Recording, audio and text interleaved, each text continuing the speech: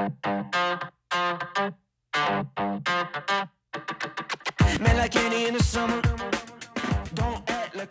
everybody, and welcome to another episode of EvoReal Talks. I am Jessica Side. And I'm Matt Side. And we're your hosts today. Welcome. We're the hosts every day. Every week at least. Every week we're the hosts. Well, we told you last week that we were going to talk about how to, as a buyer, make your offer as strong as possible, because we are currently in a seller's market, and so buyers are having to compete to get houses. And so we are going to do the numbers, and then we're going to jump right in with that. So because we have a lot of content, we want to make sure we get it all into one episode rather than breaking it up into two episodes. So Matt, would you start us off with the numbers? Love to start us off with the numbers. Okay, cool. Very interestingly, the numbers are pretty much staying the same. Okay. Like, stuff is selling, new stuff is coming on the market. And that's good news. Active listings, as of this recording, 1,075. A couple weeks ago, we had 1,094, so really close number-wise. Pending listings, 1,376. We had 1,300 the last time we pulled the numbers out a couple weeks back. So again, very consistent in that. Yep. In the last 7 days, 114 houses have sold, which is 16.3 per day. And let's see here, sold in the last 30 days, 584, which is 19.4 per day. So hold on. I want to go back to the stat where it said sold in the last 7 days, 114. Mm-hmm. 2 weeks ago, that was 86. So that's a significant jump up. It is, but it isn't. If you look at it, it was still 16.3 per day. With such a short snapshot in time, like a handful of additional transactions really isn't going to take it up that much. All right. You look like you don't I'm not believe sure my that math is true, but that's okay. We can leave it for our listeners to correct us. How about do the math on your own time, or maybe I'll do it when you're talking about something else. Very good. All right, so sold in the last 30 days. 582, so 19.4. So that is down a little bit from a couple weeks back, which was 617. Okay. Average per month for the last year is 879. Again, basically the same because it's for a whole entire year. Our months of inventory based on that, 1.23 months. So we're bouncing right in that low ones, 1.25 basically, months of inventory. And just as a quick reminder for those that haven't listened to an episode for a while or are unfamiliar still, months of inventory is if no other homes came on the market based on the number of homes that are selling, how long before we would run out of houses. Right. A balanced market is 6 months. Yep. Being anything under 6 months means it's a seller's market. So we're in the extreme seller's market right now. Extreme on the seller's market for sure. Perfect. So we wanted to kind of give you those numbers first so you can understand what we're basing all of this information on, it being a seller's market, why it's important that we talk to buyers and help them with how to structure and how to prepare to make a really great offer. So, Matthew. It is still 16.28 back to our 7 days, so I was correct. Okay, very nice, very nice. All right, I'm bouncing it over to you. All right. What do you need to do before you make an offer? Well, the first thing you need to do, before you make an offer, there is obviously some foundation to lay down, and one of the most important pieces is your financing. So starting with a great lender, knowing the strength of your loan type, and I think that's an important distinction to make, is that, at the end of the day, when a transaction closes, it's all cash to the seller. Certainly. But the type of loan projects the strength of which your offer is going to be reviewed with. So the three major types of financing, and this is not going to be a podcast about financing, are FHA, VA, and conventional. And the major difference is FHA and VA are underwritten or guaranteed rather by government entities, Federal Housing Administration and Veterans Administration. They don't underwrite those, and they guarantee them for the banks that underwrite them. Right.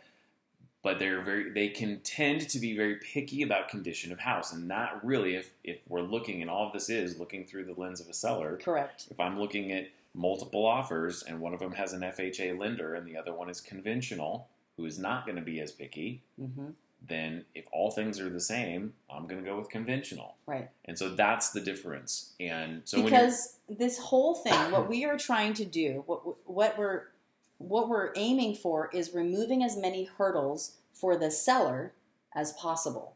And so FHA and VA have some additional hurdles. Now, sometimes you have to go with FHA or VA because they have lower credit score requirements and they're low down payments. So there's I mean, really, VA is the only difference there. I mean, a conventional loan you can do. Some of them are even 0% down. Sure. I mean, so many of it's all based on income, debt to income ratios, credit scores. Yeah. I mean, it's this algorithm that gives you qualification. Absolutely.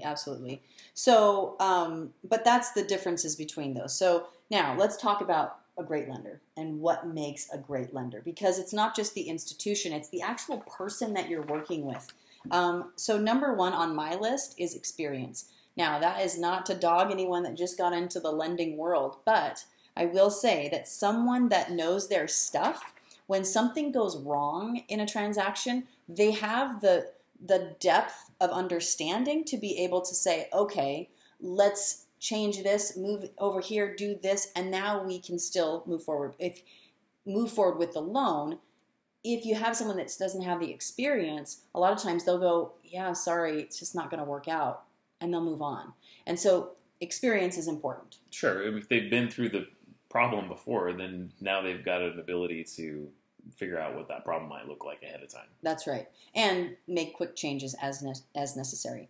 So another thing, of course, and this is important for buyers, is that they have good rates and they have good fees, because you are going to pay a lender for the privilege of getting that loan. Yeah. So, and I think that's important, but it cannot be the all important.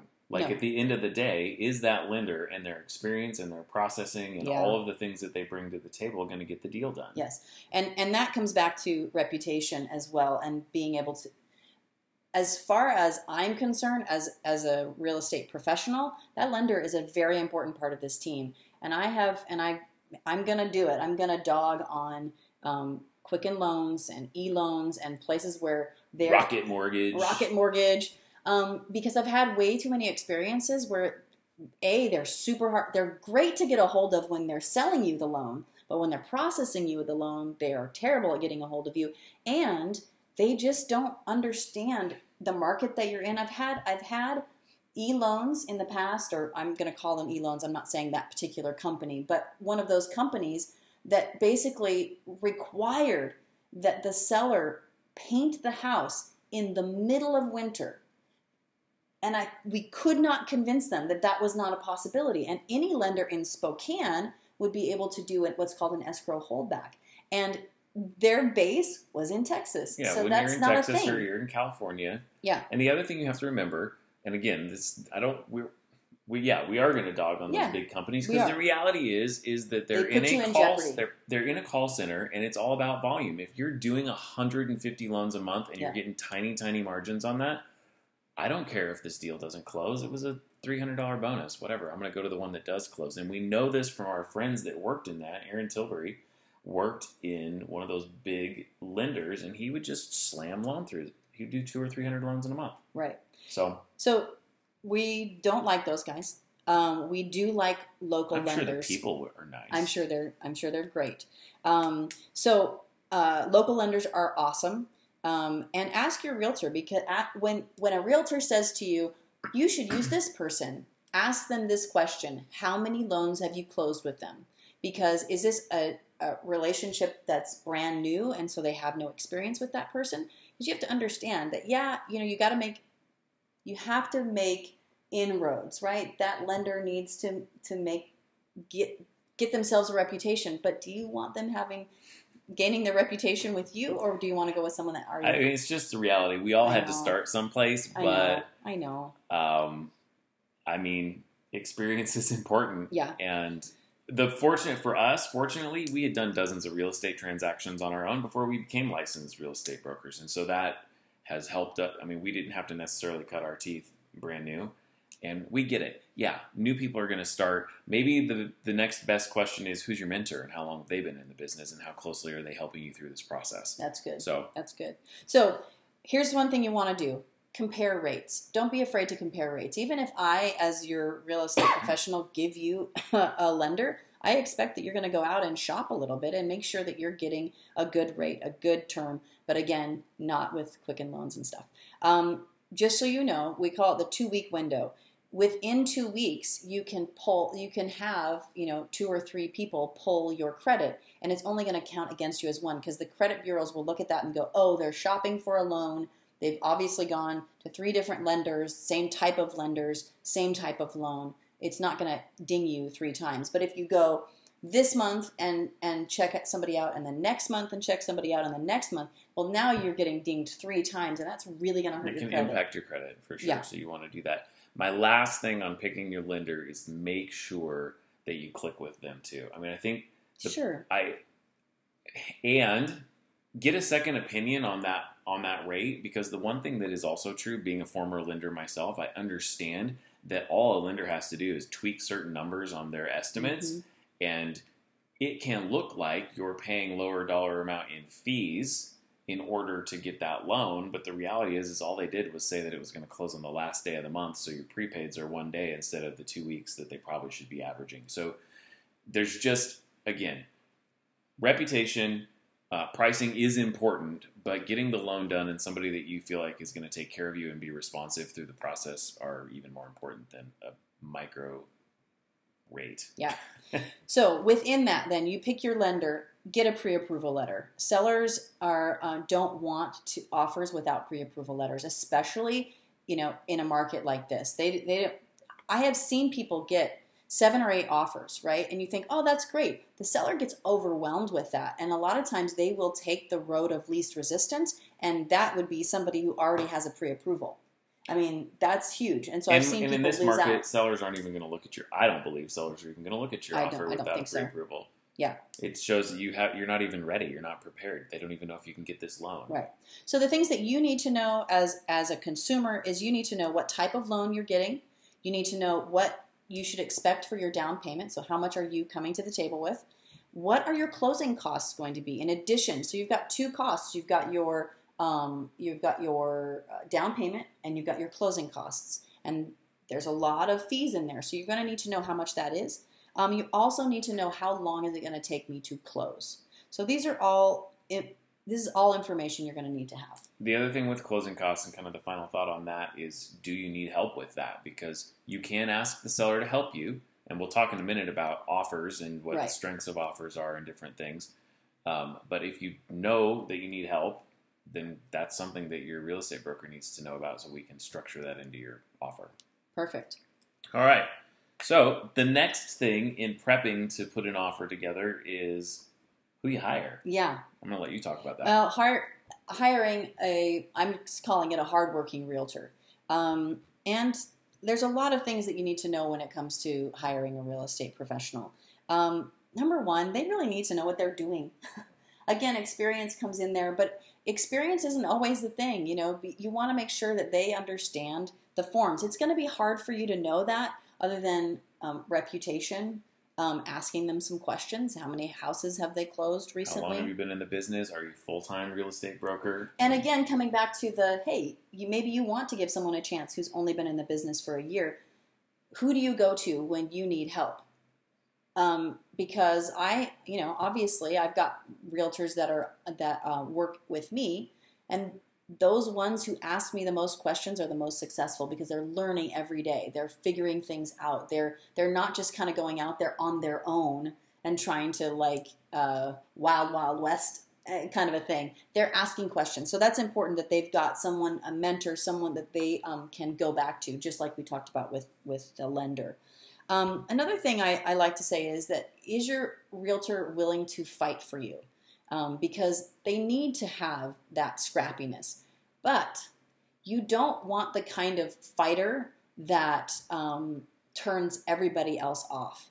I love the phrase that bees. You want to. Is it bees? Yeah. Is it bees? You catch more bees with honey than vinegar. Is it bees that we're trying to? Of course it's okay. Bees. All right. Bees don't like vinegar. They like honey. Yeah. So I think that. What kind of creature are we catching here? So I like to think about it because I do a lot of conversations. I look at the whole group as the team, right? So you've got the team that is the parts of your team. The lender is part of your team. The the seller is part of your team. The seller's agent is part of your team. It's not just you and me, buyer, against the world, because that's going to come across and it doesn't always have the best results.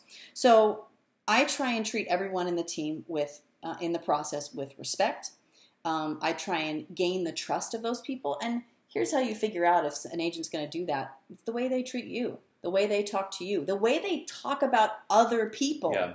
Because, you know, I mean, it's less about how they talk to you and how they talk about others. Yes, because I think if they show some respect to the lender, again, if the lender doesn't deserve respect because they're doing some really horrible things, they should be knowledgeable enough to tell you that. But you can gain a lot from just talking to people. And that doesn't mean just because I use honey and I treat people with respect, that doesn't mean that I'm a pushover either. I know how to get in there and fight for what my buyer needs and to advocate for them. But I also know that I can get really a lot further if I do it in such a way that wins them over rather than tries to like push them aside. Sure, because at the end of the day, nobody wins if the deal doesn't close. Yeah. The seller doesn't win, the buyer doesn't win, none of the agents win. Yeah, if you go in every situation with your guns blazing, you're going to probably push people away. And I talk about this a lot when I'm working with buyers, is that there is always, and buyers and sellers, is that when you start out a deal, you've got a goodwill bank account. And everything that you do that kind of pushes the other side or asks for too much, you start to deplete that. And at the very end of the deal, if you need a few extra days to close or something's going on and you don't have any more of that goodwill, I have seen people cut off their nose to spite their face and say, no, I don't want to do it. I'm done with this. So keeping that goodwill is really important. So let's move on to the third thing. Okay. That is pre-offer. And it ties really closely in with this, which really is making a connection with the other agent. So it's important that your real estate broker is one who's going to pick up the phone, have a conversation, reach out to that other agent, and not go blindly shooting an offer off. Because really what that third piece is finding out, well, what's important to the seller. Yeah. Because you might think that a 2-week close, the fact that you can close in 2 weeks, is what they really, really want, but they need 45 days. Mm-hmm. And so having that connection and that rapport, and it's what you talked about, right? Like we're all in this together, and you can build on that goodwill and strengthen your offer simply by knowing what they care about. Right. So that means the agent needs to pick up the phone, call the other agent, and ask some questions. Because, and another thing is that agents like to work with other agents that they like and that they know make the transaction smooth. I've certainly had situations where you have two offers that are exactly the same or close to it. And, the buyer wants to know, is this agent good to work with? And I have to tell them the honest truth, yes or no. So that's important. We're not going to go break today. We're just going to go straight on through. We are? Yeah, we don't have time for a break. That is so exciting. And we're going to cut that little section out. We can just do it? That is amazing. So price is obviously important, and we're going to talk again just in a second about offers, but that building of rapport allows you to find out, well, what price do we need to be at to compete on this offer? Right. Maybe it's not even worth our time to put an offer together if there's 6 offers and it's already $40,000 over list price, and the list price was the top of your ability to purchase. Right. So are we competitive on price? Do we even have any competition that is coming in on this? Do you have other offers? What are those looking like? And again, it comes back to that communication and that rapport building. Yeah, absolutely. And also, when you make that phone call, there might be some little information that we're going to talk about later, making a connection where maybe there's a commonality between you and the seller that you can use later. And we'll talk about that a little bit. Very good. All right, let's jump into offers. Want to talk a little bit about those? Yes, I do. So, Matt, I think that the most important thing to understand is that there is a possibility of having a perfect offer. So maybe you could talk about what that looks like. Well, a perfect offer would be cash. Yes. For list price or more, with 0 contingencies, which obviously is not practical 99.999% of the time, but that's a perfect offer, and I think it's really important to have that kind of as a foundation, because everything that you put into an offer that takes you further away from that weakens your offer. Right. So it's good to have that kind of like, what does a perfect offer look like, Mm-hmm. so that you can compare what your offer is being created as in comparison to that, if that makes sense. So when you're writing an offer as a buyer, putting yourself into the shoes of the seller is a great starting place, because you want to be able to give them what they need, because a win-win is going to be the best case scenario. So let's talk about different components of the offer. Price. It's big. You can't get around the fact that people want a good price. But as the buyer, you want a good agent that doesn't let you overpay for a house. Now, in a market where things are moving quickly, you need to be able to look at not just the sold properties, but the active properties as well. Because if you need a house, if you want a house, and you wait too long, in 3 months, that same house is going to potentially be completely out of your price range. So, don't overpay for something, but be ready to compete. Yeah. We talked about this before. We did a look at properties over a 7-day period. 42% of them went over list price. And I think I did the math for this last 7 days, and I think it was like 46%. So we're still at about 50% of houses in Spokane, all price points, that are selling for more than list price. Yep. So another component that we like to talk about is closing date. Do everything in your power to accommodate the needs of the seller. So there are some things that are out of your power, like we'd love to move tomorrow. Well, not going to be able to get a loan that quickly, but you might be able to push your lender to close in, well, right now, who knows, 25 days instead of 30 days. I don't know. So you're going to have that conversation. And maybe they need longer in their house, because some people think that a quick close is great, but some people are like, I have clients who go, just the idea of packing everything up is so overwhelming that I need a couple extra weeks. If you can live in your parents' basement for a couple weeks, maybe you do that. Yeah, it's a pain in the butt, but it might be the difference between you getting the house and not getting the house. So again, that's all things considered, right? Correct. If you've got multiple offers, similar price, all the other terms are basically the same, and one of them says, oh yeah, I can close in 60 days, and everybody else is 30. Right. And they need that 60 days to put all their other stuff in order. Yep. That's the winner. Yeah, for sure. So earnest money is also important. So earnest money is the amount of money that you put down that says, hey, if I default on this contract and I just like skip town, or I don't follow what I said I would do and I walk away, seller, you get this money.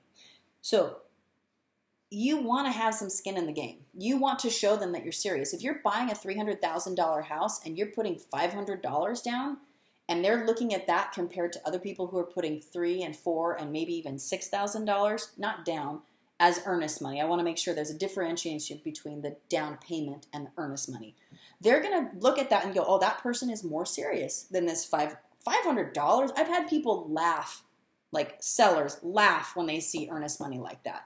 So don't make that mistake. Make sure that you've put enough money there to make sure you're serious. Now, also be aware that the more money you put down, the more money is at risk. That's going to be my... And we probably, we could have a whole conversation around earnest money, around risk versus reward on that. It is your money that's going toward your closing costs and toward your down payment. And if it exceeds those two amounts, then you get it back. That is correct. It's important for you to know that that's not like a down payment, as you mentioned. But maybe instead of $3,000, you put $5,000, and it like bumps it up. Yep. So it's just one of those things that kind of has a little bit of like, oh, these people are serious. Yeah, and these are all conversations that you're having with your agent, who is a good agent. Who has the experience to advise you. That's right. So let's talk about some of the addenda that can also strengthen the offer. Yeah, so there's a couple of forms that you can use. I'm going to give you the form numbers. Your agent will be able to find these easily. 22EF, which basically means evidence of funds. And basically showing if, for instance, you are getting a gift from your grandmother, or you are pulling money out of a 401k. This is a form where you can put that information down so they can see where all the money is coming from. you can also check a box and say, I'm going to show you in the next 3 days, I'm going to show you my bank account that has the $20,000 that I need for my down payment and my closing costs all in one place. So it's just it's like proving to them, I've got the money, honey, to close this deal. So 22EF can be very effective. The 22AD, now this is a special one. It's called additional down. And this is an amount of money that you basically are promising them if the property does not appraise at the purchase price. So let's just say in a scenario where the purchase price is $220 and you put in, let's say, $5,000 on your 22AD, which is the form, the additional down. You're basically saying if the appraisal comes in at $215, I'm guaranteeing you, seller, that I will still buy this house because I'm guaranteeing you I will come up with that $5,000 to make it up. Now, there is a risk there, right? There is a risk there. Because you're basically saying you are willing to pay more than the bank says that the house is worth. And I'll just say this, because there's questions out there right now as people are listening. Yeah, people will and are doing that. Yes. It's the market that we're in. I have seen 22 ADs, I'm trying to think of the highest one. I've certainly seen them up to $15,000. Someone says, I want that house. That is the perfect house for, and in this situation, my mother. That is the perfect neighborhood. That is the perfect size. There are no stairs. I am willing to pay a premium for this house in order to make sure my mom gets into that house. And that for them makes sense. It does. So you need to make sure all of these, of course, make financial sense for you. So let's talk about contingencies. Okay. So those are some of the offer structures. Contingencies are the things that get you out of a deal, kind of some due diligence, if you will. So one of the most common and most important for you is your home inspection. Basically making sure that the house that you're buying is what you think it is. So paying a home inspector to go through and pick it apart, if you will. So the most extreme would be removing that contingency completely from and saying, I'm not going to do a home inspection. Right. A lot of risk there, but it has been done. And some people feel comfortable with that because maybe they are a contractor. Sure, they're walking through whatever that is that gives them that comfort level. Obviously, the strongest, that not having that contingency at all. Right. Moderately would be saying, okay, instead of 10 days for my home inspection, I'll do 5. I know the home inspector, or I've already pre-contacted the home inspector, and we can get this thing done in 5 days instead of 10. Again, it just strengthens that. There's a contingency there, but at least as a seller, I'm not going to have to sit around and wait to find out what's going on. Yeah. The other really big contingency right now is contingent on the sale of the buyer's house, which is honestly makes your offer super, super weak. It's tough. I mean, I'm selling you my house, but you're not going to buy it until your house sells, and I sure hope your agent's as good as mine, and your house is priced well, yes. And there's just so much there to unravel. And sometimes it's just reality. You have to be contingent on the selling of that house. Here is one idea that I want to throw out there that you should pursue with your lender to find out if it works. If you've got a lot of equity in your house, maybe you can turn your financing on your primary residence now into a line of credit, which has a very, very low payment because it's interest only at extremely low interest rates at the time of this recording. Use the equity to be able to purchase the next house, and it wouldn't be contingent on the sale of that home. You would sell that home after you've moved out and moved into the other house. So conversations with your financing professionals. What does that mean about my payment? Now I've got 2 payments. Is that affordable for me? Is it worth being able to get the house that I want because I keep losing out on offers because they're all contingent on the house I'm selling? Those type of things. So those are probably the 2 biggest contingencies. Yeah. We can go into others. If you're asking for closing costs, as we mentioned before, that also weakens your offer. Sure, yeah. And there's the so last much... thing, we're running short on time, but maybe you could just share a little bit on the love letter. I was just going to say, I know he's really trying to push me along here, but I was just going to say that there is a lot of depth to a contingent on the sale of a buyer's home, and a good agent is going to be able to navigate through that and help you decide what is the best option there. Let's talk about love letters. So love letters is kind of a stupid name, to tell you the absolute truth, but it is what real estate professionals call a letter that a buyer writes to a seller. And again, this kind of comes back to all things being equal. This letter can push you over the edge. So selling a home can be a very emotional thing. And when I get a letter that says, I have, my husband and I are just got married and I'm pregnant and, this looks like a family home and blah, blah, blah. And I'm going to go, oh, I see myself in them. I want to sell it to them. That is a possibility. So some things that your letter should include. Things that your letter should not include. Do not cross any fair housing laws when it comes to this. These, you should not be putting a picture of yourself in this. That is my personal opinion. I don't think it's a good idea, and I think it puts the seller at a disadvantage at that point. So, but you should talk about what you love about the house. You should talk about what you love about the area. You should talk about how you're a good fit for that area and why. Maybe you live really close. You should talk about your own stability, like financial stability. Why should I choose you over the other person? Well, because I've had my job for 15 years. And, so being able to list those things out is important. Don't be too overly sappy. I have seen sellers where they kind of roll their eyes at these letters. And so you want to kind of find that perfect balance of being able to tell them that you love the place and not like over complimenting them where they feel like you're kind of sucking up. I know that one time when we were trying to buy a house, I put in there, in the offer itself, I put in there the air hockey for my kids, just so that they knew that, hey, I think, your kids grew up playing with that air hockey thing. My kids would love to grow up with that air hockey thing. And I made sure I told them about that. So those are some things you can do with that love letter. Can potentially kind of push that offer over the edge if you can't compete on some of the other things. Because I have seen people take offers lower than others because they fell in love with the buyers. Yep, absolutely. Absolutely. All right, so the bottom line is that we're out of time. And it's a competitive market out there. How you structure your offer will make a difference between getting the deal and not getting the deal.